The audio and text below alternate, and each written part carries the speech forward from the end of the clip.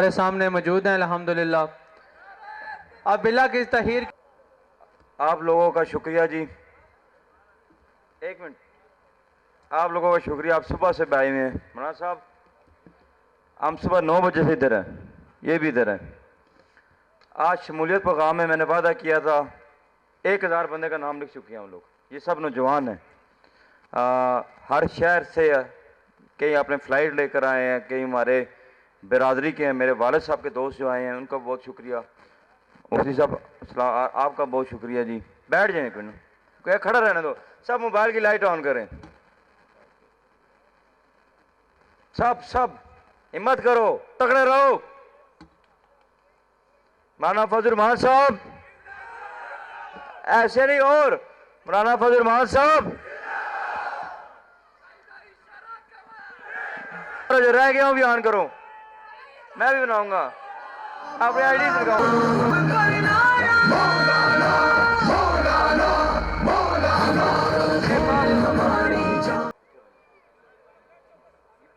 الحمد لله وكفى وسلام على عباده الذين اصطفى لا سيما على سيد الرسل وخاتم الأنبياء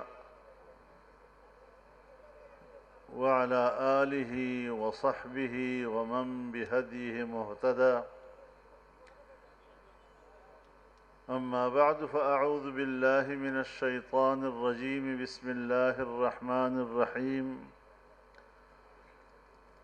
يريدون ليطفئوا نور الله بأفواههم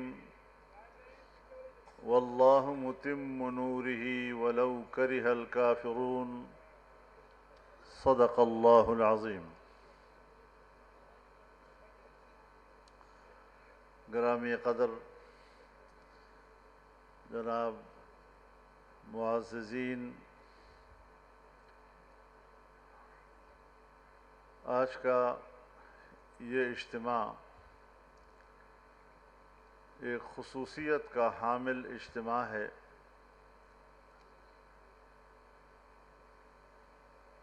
فرخ کوکر صاحب تو باقاعدہ اپنے ڈیرے پر ایک بڑے اجتماع میں شمولیت کا اعلان کر چکے ہیں، اور اس میں بھی میں حاضر ہوا تھا۔ آج ان کے دوست، ان کے رفقا مختلف اطراف سے ان کے ڈیرے پہ جمع ہیں، اور اجتماعی طور پر اس کنونشن میں وہ جمعیت علماء اسلام میں شمولیت کا اعلان کر رہے ہیں۔ میں اپنی طرف سے اور پوری جماعت کی طرف سے دل کی گہرائیوں سے سب کو خوش آمدید کہتا ہوں، اور دعا کرتا ہوں کہ آپ کا یہ فیصلہ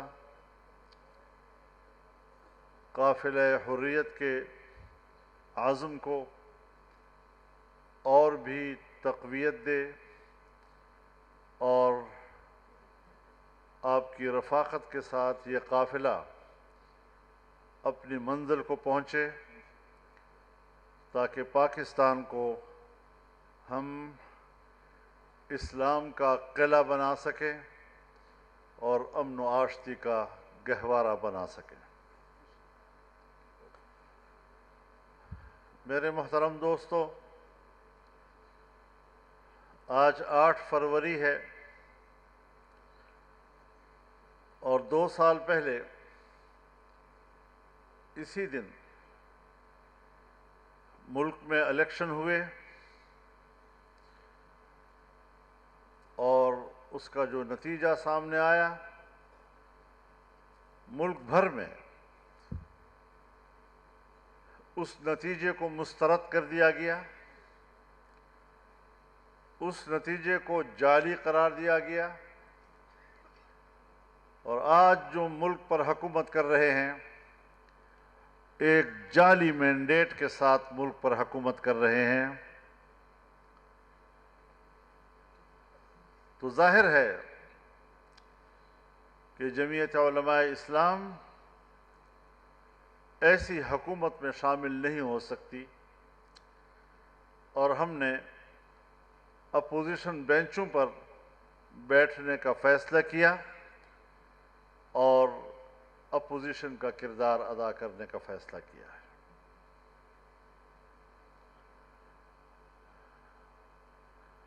میرے محترم دوستو،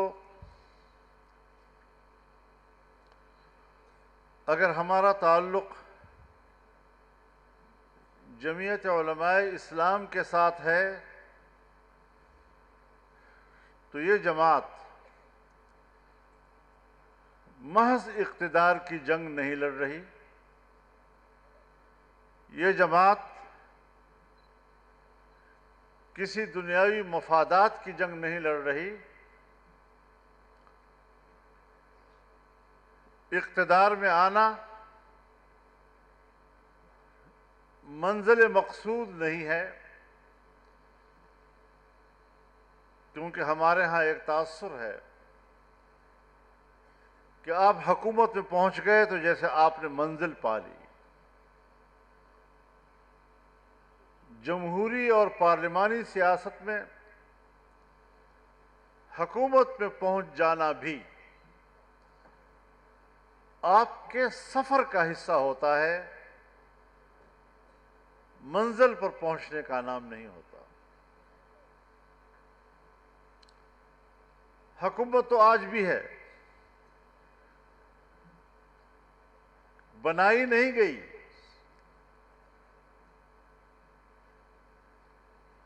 کچھ جماعتوں کو آپس میں چپکایا گیا ہے۔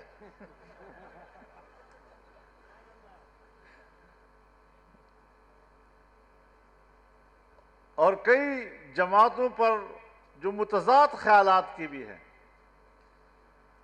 ایک دوسرے کے ساتھ چپکے ہوئے اس کو حکومت کا نام دے دیا ہے۔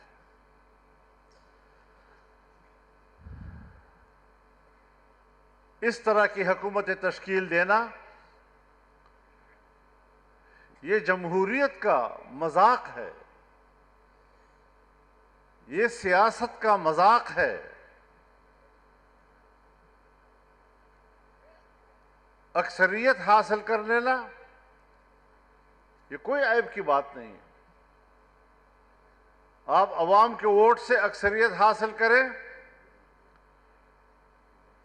ہم خوشی سے آپ کی حکومت کو قبول کریں گے، کہ وہ قوم کا فیصلہ ہوگا،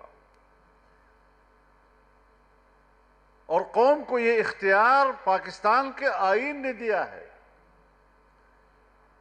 قوم کو یہ اختیار قانون نے دیا ہے۔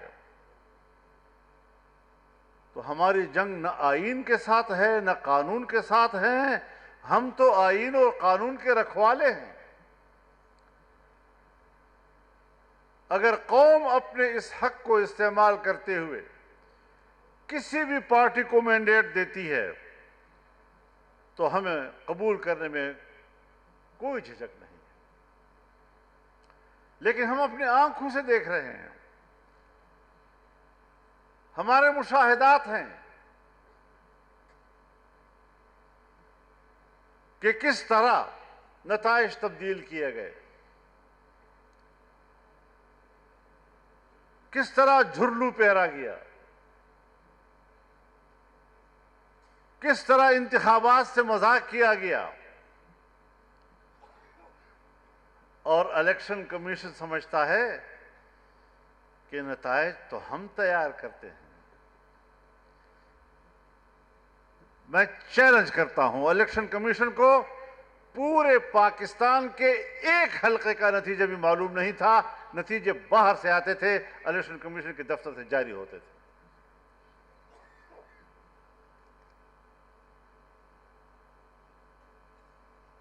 ایسا کٹ پتلی کمیشن شاید دنیا میں کہیں اس کی مثال ملتی ہے۔ تو آج کا دن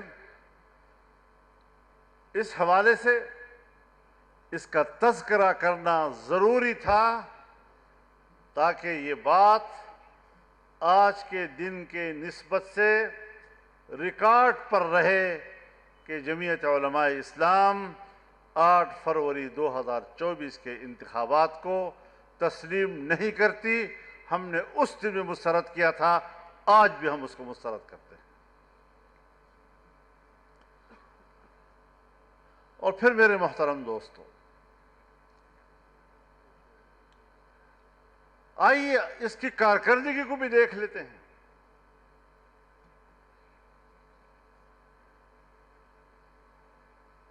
جمعیت علماء اسلام محض الزام تراشیوں کی سیاست نہیں کیا کرتی، حقائق پر مبنی اختلاف رائے کرتی ہے. ہماری روش میں انتہا پسندی نہیں ہے،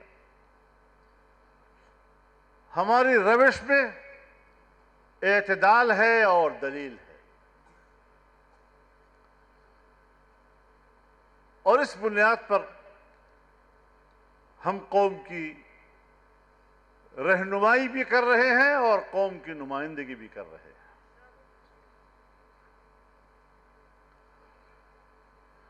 میرے محترم دوستو،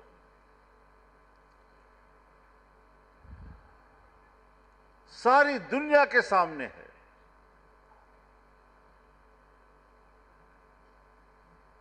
کہ فلسطین پہ کیا گزری، غزہ کے مسلمانوں پہ کیا گزری، وہ سرزمین کس کرب سے گزری. آج تک 3 سال ہو گئے ان پر آسمان سے آگ کی بارش ہو رہی ہے، اور وہ قوم آگ کی اس بارش میں بھسم ہو گئے ہیں. شہر کے شہر مٹ چکے ہیں. 70,000 سے زیادہ ہمارے مسلمان بھائی شہید ہو چکے ہیں، جو لڑنے والے لوگ نہیں تھے، عام پرامن شہری تھے. بیماریوں کی وجہ سے، بھوک کی وجہ سے 1 لاکھ سے زیادہ لوگ اپنی زندگیاں ہار چکے ہیں. 1.5 لاکھ تک لوگ بے گھر ہیں. اور جب سب کچھ ہو گیا،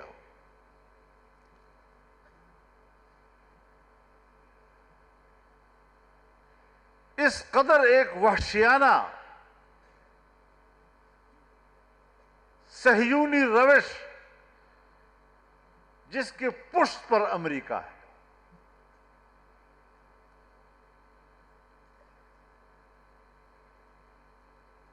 جنگ کی ساری مدد اس نے کی. اس پورے ظلم کے پیچھے امریکہ کے بمبار طیارے، اس کے بم، اس کا بارود، اس کا ڈالر کار فرما ہے، جسے دنیا نسل کشی کہتی ہے. اور ہمارا وزیر اعظم کہتا ہے کہ ٹرمپ کو امن کا عالمی نوبل انعام ملنا چاہیے.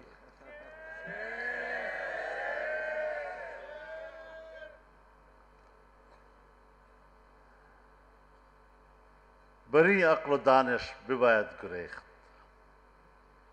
ایسی عقل مندی پر رونا آتا ہے جو عقل مندی ہمارے حکمرانوں کو نصیب ہوئی ہے. خوشامد کی بھی کوئی حد ہوتی ہے، نوکری کی بھی کوئی حد ہوتی ہے. اگر ہم نے اس روش کو بھانپ کر عمران خان سے اختلاف کیا تھا، اور آج آپ اس سے 2 قدم آگے جا رہے ہیں، تو اس سے کوئی ہماری ذاتی دشمنی تھی؟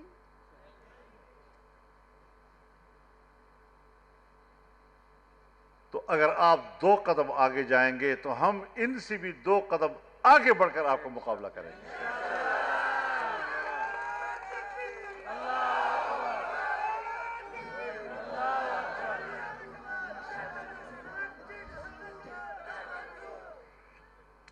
میرے محترم دوستو، آج وہی ٹرمپ امن کا فارمولہ لے کر آئے، غزہ کو امن دینے کا، اور ہم اس پر اعتبار کر رہے ہیں. یورپی ممالک اس کے بورڈ آف پیس کا حصہ نہیں بن رہے، اور ہماری اسلامی دنیا ایک دوسرے سے آگے بڑھ کر اس کا حصہ بن رہی ہے. تو میں نے کہا، پارلیمنٹ میں میں نے کہا کہ میر کیا سادہ ہے بیمار ہوا جس کے سبب اسی عطار کے لونڈے سے دوا لیتا ہے.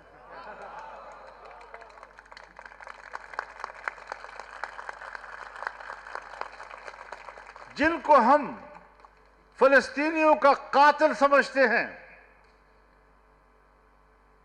جن کے ہاتھوں سے فلسطینیوں کا خون ٹپک رہا ہے، اس کو ہم فلسطین کا علاج ان سے مانگیں.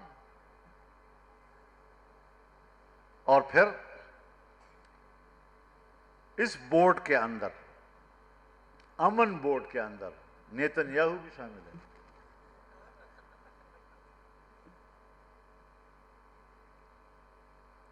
اب جب انسانیت کا قاتل، مسلمانوں کا قاتل، ایک وحشی،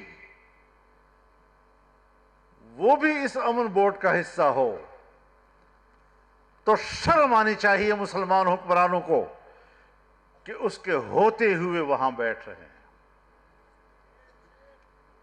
ایک عقل مند نے کہا، ہر شخص اپنی جگہ پر بیٹھ کر افلاطون بنتا ہے، کہ اقوام متحدہ میں بھی تو ہم اور وہ اکٹھے بیٹھتے ہیں. اگر یہ دلیل ہے تو پھر یہ کہو نا کہ قومی اسمبلی میں بھی تو ہم اور آپ اکٹھے بیٹھتے ہیں.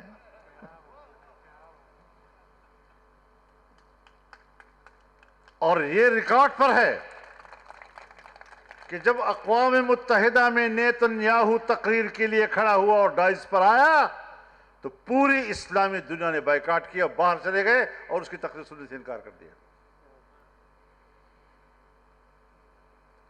اگر اقوام متحدہ کے فورم پر آپ اس کی تقریر سننے کے لیے تیار نہیں ہیں، حتیٰ کہ غیر مسلم دنیا نے بھی بائیکاٹ کیا اور اس کی تقریر نہیں سنی، آج امن پیس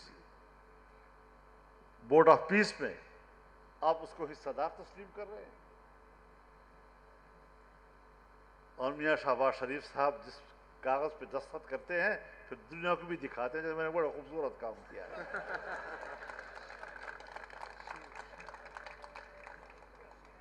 حق یہ تھا کہ آپ کہیں چھپ کر یہ چوری کر لیتے، اتنا جرم پبلک کے سامنے تو نہ کرتے. اور پھر آپ یہ بھی دیکھ رہے ہیں کہ چائنا ہمارا دوست، 70 سال تک ہم ایک لفظ دہراتے رہے کہ چین کی اور ہماری دوستی ہمالیہ سے بلند، بحر الکاہل سے گہری، لوہے سے مضبوط، شہد سے میٹھی، اور کیا کیا کچھ ہم کہتے رہے. اور اس نے ہم پہ اعتماد کیا. عالمی تجارتی شاہراہ کے لیے اس نے پاکستان کی سرزمین کو چنا. یہاں اس نے پیسہ انویسٹ کیا. ان کو بھی شکایت تھی اور ہمیں بھی تھی کہ عمران خان کی حکومت میں سی پیک منصوبہ روک دیا گیا، میگا پروجیکٹس روک دیے گئے۔ آج ذرا ان سے بھی تو پوچھ لیں نا،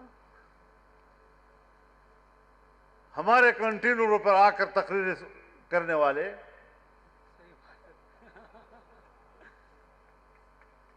ذرا ان سے بھی تو ہم پوچھ لیں کہ آپ کے اس دور میں کوئی ایک اینٹ آگے لگی ہے تو کیا فرق ہوا؟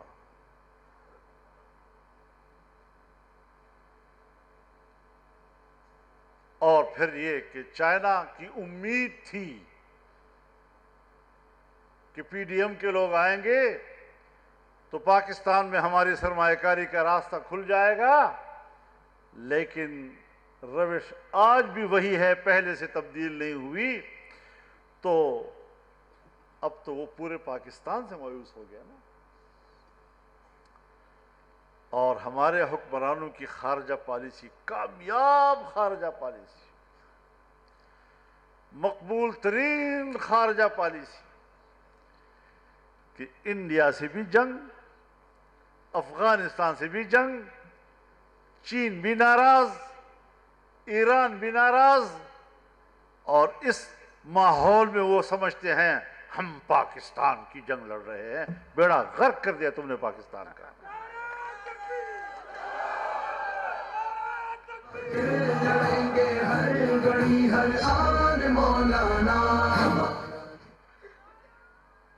پاکستانی پوچھنا چاہتا ہے اپنے ملک کے پالیسی ساز لوگوں سے، ہر شہری پوچھنا چاہتا ہے کہ ظاہر شاہ سے لے کر آج کے امارت اسلامیہ تک کیوں پاکستان کے ساتھ نہیں چل سکتے؟ مختلف لوگ آئے، کمیونسٹوں کی حکومت آئی، جہادیوں کی حکومت آئی، طالبان کی حکومت آئی، جو پرو پاکستانی کہلاتے تھے،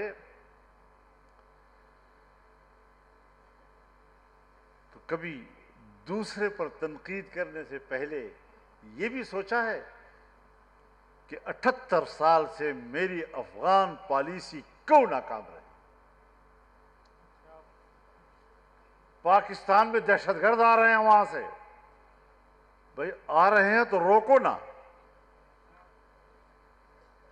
آ رہے ہیں تو مارو نا۔ انہوں نے تو آپ سے کوئی احتجاج نہیں کیا۔ عجیب بات یہ ہے کہ افغانستان کا ایک انار پاکستان کی طرف نہیں آ سکتا، افغانستان کا ایک سردہ پاکستان کی طرف نہیں آ سکتا، افغانستان کا ایک گرما پاکستان کی طرف نہیں آ سکتا، اور دہشت گرد آ رہے ہیں۔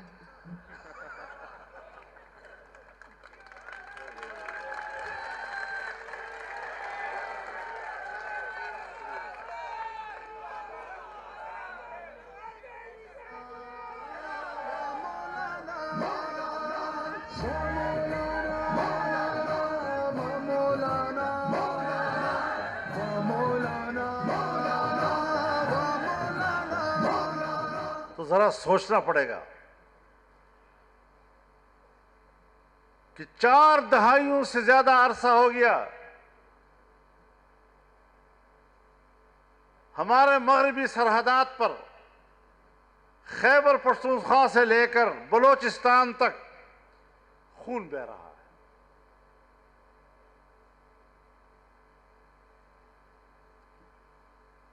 کیوں نہیں رک رہا؟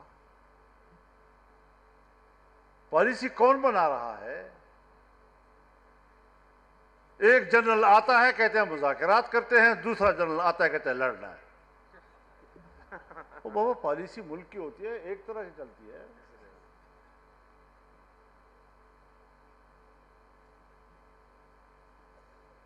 تو کل کوئی اور جنرل آئے گا تو اس کے بعد پھر پالیسی اور بدل جائے گی. تو حکومت تو ہے نہیں, تو پھر فیصلے جنرل نہیں کرنے ہوں گے.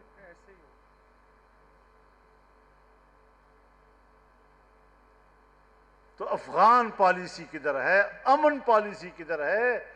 عام آدمی کی زندگی اجیرن ہو چکی ہے, اور جن علاقوں سے میرا تعلق ہے وہ علاقے, وہاں کے لوگ وہاں ایسا محسوس کر رہے ہیں جیسے یہاں پاکستان نہیں ہے.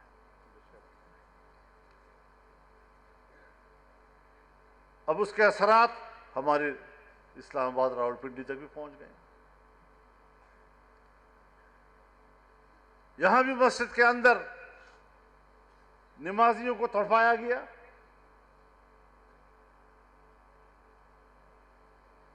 تو اس کا معنی یہ ہے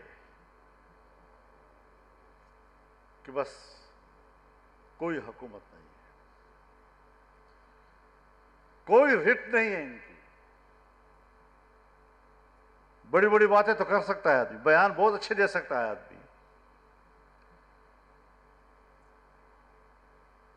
ہمارے لوگوں جیسے بولنے والے, بیانیہ تیار کرنے والے ایسا بیانیہ تیار کرتے ہیں جیسے کہ پوری دنیا کا مظلوم بھی یہی ہے اور پوری دنیا کے عقل مند بھی یہی.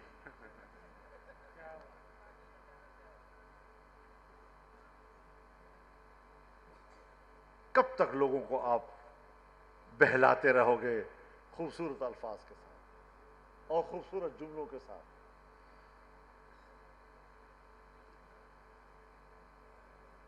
تم سے اچھے جملے ہمیں بولنے آتے ہیں, تم سے جرت کے الفاظ ہمارے پاس ہیں. آپ جرت دکھائیں تو صحیح. ہندوستان کے مقابلے میں آپ نے جرت دکھائی, ہم آپ کے ساتھ کھڑے تھے. لیکن ملک کی داخلہ پالیسی, امن و امان کے حوالے سے کون اعتماد کرے گا ہمارے پر, اور کون ہمارے ساتھ تجارت کرے گا؟ آپ کے اپنے ملک کا لوگ باہر جا رہا ہے. پاکستانی کی محنت بھی اور پاکستانی کا روپیہ بھی باہر انویسٹ ہو رہا ہے, پاکستان میں کاروبار ختم ہو رہے ہیں. یہ جعلی قسم کی باتیں کہ بین الاقوامی دنیا میں اب ہمارے اقتصاد کی اشارات, کچھ اشارات 15-20 سال سے ہم اشارات میں گزارا کر رہے ہیں, اور حقیقت یہ ہے کہ ہم نیچے جا رہے ہیں. انڈیا کی معیشت ٹھیک, چائنا کی معیشت ٹھیک, افغانستان کی معیشت ہم سے ٹھیک, ایران کی معیشت ٹھیک, اور اس خطے میں اگر نیچے جا رہا ہے تو صرف پاکستان جا رہا ہے. تو کس کو الزام دے؟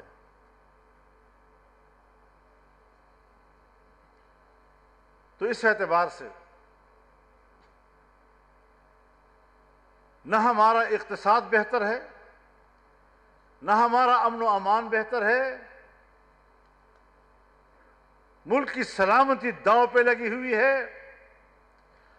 اور پارلیمنٹ میں اگر قانون سازی ہوتی ہے تو اس قانون سازی میں بھی طاقتور قوتیں اپنی گرفت مضبوط کرنے کے لیے قانون سازی کرا رہے ہیں,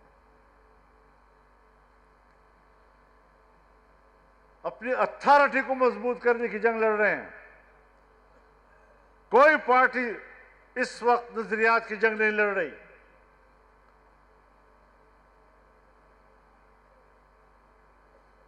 اور اسٹیبلشمنٹ اپنی اتھارٹی کو مضبوط کرنے کی جنگ میں کامیاب ہوتی جا رہی ہے.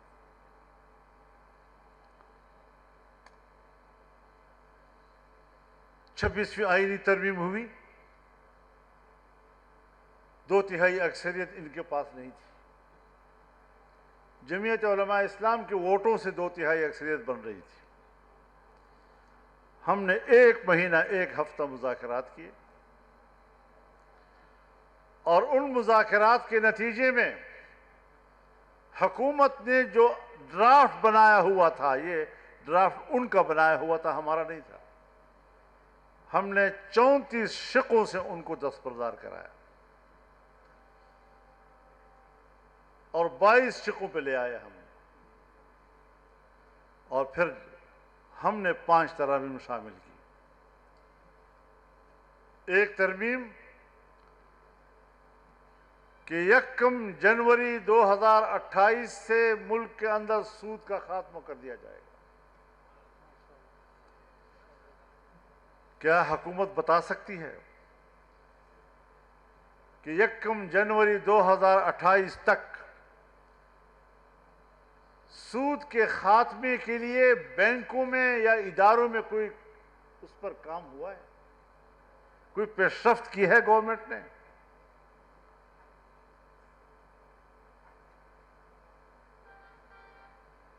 اسلامی نظریاتی کونسل کی سفارشات، سن 1973 میں آئین بنا، 1973 میں اسلامی نظریاتی کونسل بنی، آج تک کسی ایک سفارش پر قانون سازی نہیں ہوئی۔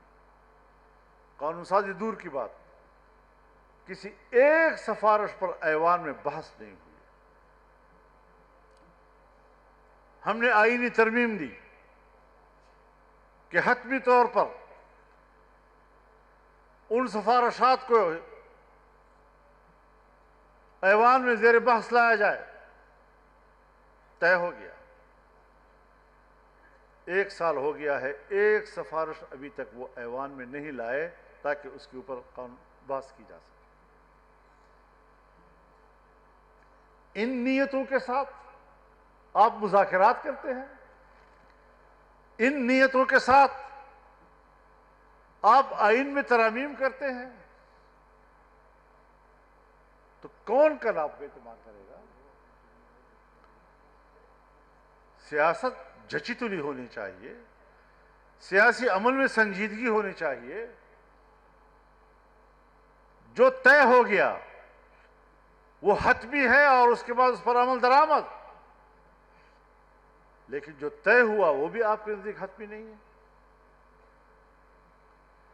اور پھر 27ویں ترمیم آ گئی۔ اب 1 سال کا عرصہ بیچ میں گزرا ہے، وہ بھی مکمل نہیں۔ اس 1 سال میں 1 سال پہلے تمہاری 2/3 اکثریت جمعیت کے بغیر پوری نہیں ہو رہی تھی، 1 سال کے اندر اندر آپ کی اکثریت 2/3 وہ پوری ہو گئی۔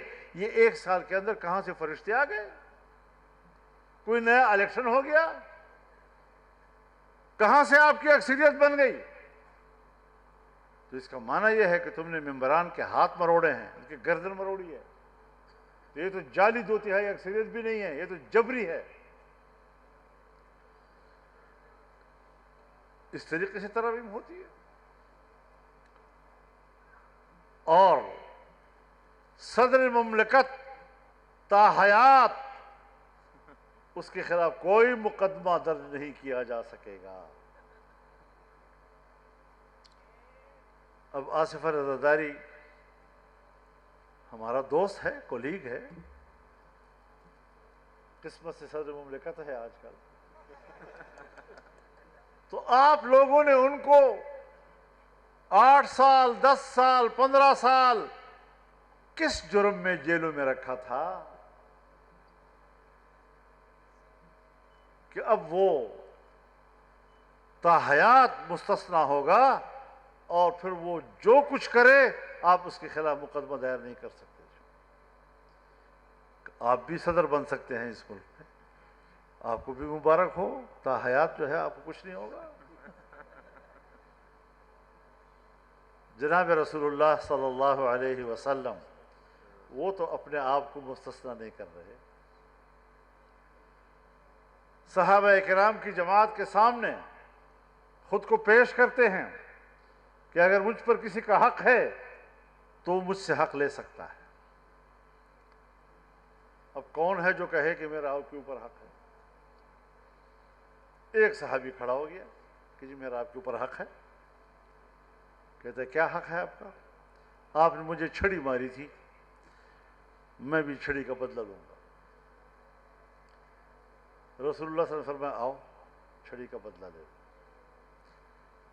اب اس کی نیت میں کچھ اور تھا. کہنے لگا میری پیٹھ تو ننگی تھی, آپ بھی اپنی پیٹھ ننگی کریں گے.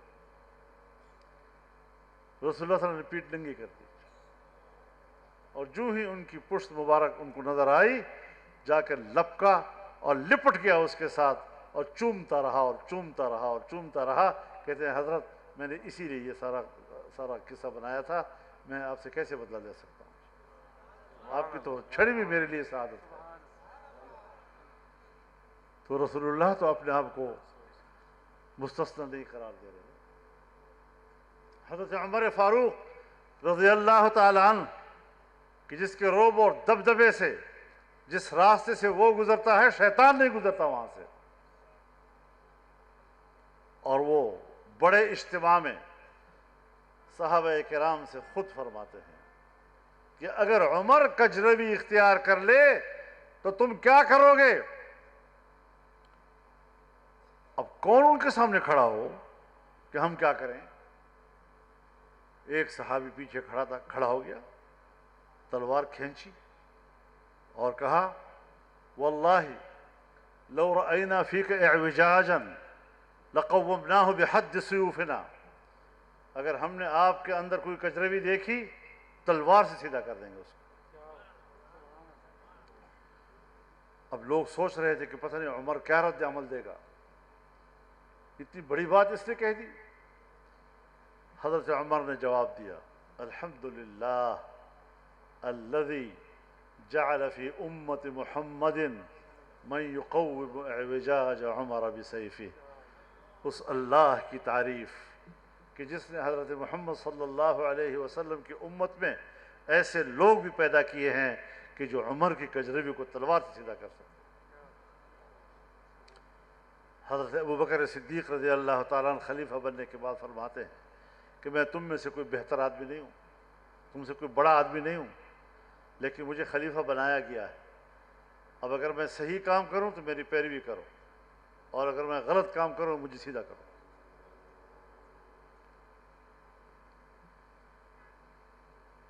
ہمارے حکمران ان سے بھی بہت مقدس آ گئے. 1400 سال کے بعد یہ ہم پر منکشف ہوا کہ ہمارے ملک کا حکمران اور طاقتور وہ مستثنی ہوگا قانون سے. یہ 8 فروری 2024 کے الیکشن کے نتیجے, یہ نتیجے ہیں جو آپ دے رہے ہیں, یہ اس الیکشن کے نتیجے ہیں. صرف یہ نہیں کہ حکمرانی ہو رہی ہے, اس حکمرانی کے نتیجے میں یہ سب کچھ سامنے آ رہا ہے آپ کے,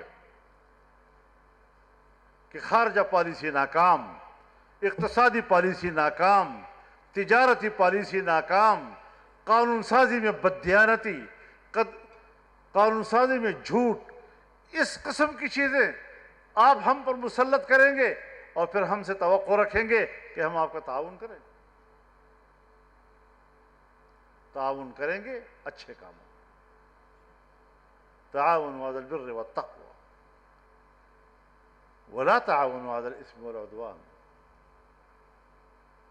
برے کاموں میں ہم آپ کا ساتھ نہیں دے سکتے, ناجائز سفر میں ہم آپ کے ساتھ نہیں ہیں. تو یہ وہ ساری صورتحال ہے اس وقت کہ کچھ مختصر نقشہ میں نے اس کا آپ کے سامنے رکھا ہے, اور انشاءاللہ یہ سفر آپ کا اور ہمارا جاری رہے.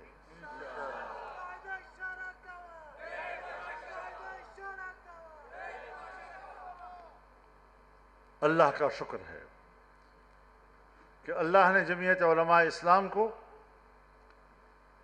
بڑے مخلص ساتھی کارکن نصیب کیے ہیں. اللہ تعالیٰ کا شکر ہے کہ ہمارے کارکن وہ نظریاتی بھی ہیں اور سنجیدہ بھی ہیں, یہ گالم گلوچ والے لوگ نہیں ہیں. اور الحمدللہ کہ اللہ تعالیٰ نے جمعیت علماء اسلام کو جو کارکن نصیب کیے ہیں وہ بہادر بھی ہیں, ڈرپوک نہیں ہیں.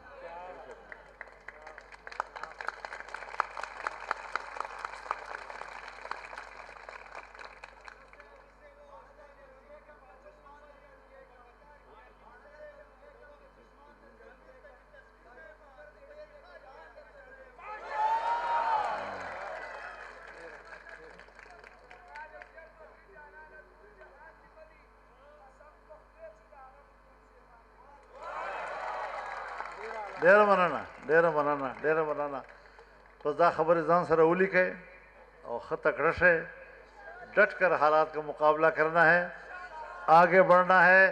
یہ پاکستان کسی کی جاگیر نہیں ہے، یہ ہمارا ملک ہے اور یہ ہمارا ملک بن کر رہے گا. یہ اللہ کے نام پر بنا ہے، اسلام کے نعرے پہ بنا ہے، لا الہ الا اللہ کے نعرے پر قوم نے قربانی دی ہے، اور انشاءاللہ اس نظام کو اس ملک میں برپا کرنے کے لیے اپنا سفر جاری رکھیں گے. اکابر کا بتایا ہوا راستہ نہیں چھوڑیں گے. اللہ تعالی ہمیں اخلاص، توفیق اور استقامت نصیب فرمائے. وآخر دعوانا ان الحمدللہ رب العالمین.